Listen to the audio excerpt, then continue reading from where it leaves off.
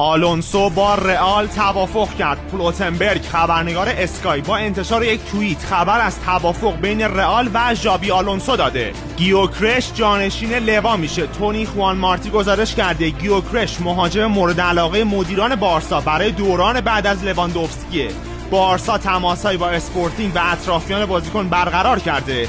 البته همه چیز با آینده لوا بستگی داره. اگر مهاجم لهستانی بمونه این انتقال خیلی بعیده. دیویس و رئال قطعی نیست. رومانو گفته اطمینان میدم که رئال هنوز با دیویس به هیچ توافقی نرسیده و تصمیمی هم نگرفته. بله رئال به این بازیکن علاقه‌منده اما هنوز توافقی در کار نیست. کیزا جایی نمیره. اتلتیک گزارش کرده کیزا در ژانویه به ایتالیا برمیگرده و لیورپول هم قصدی برای حذف اون از برنامه‌هاش نداره. هدفش خداحافظیه. رومانو گزارش کرده راموس میخواد آخرین فصل فوتبالش رو در رئال به پایان برسونه.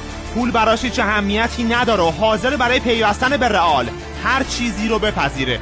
و پوگبا آزاد شد. باشگاه یوونتوس با انتشار بیانیه اعلام کرد که قرارداد پوگبا با این باشگاه فسخ شده و اون از ژانویه بازیکن آزاده.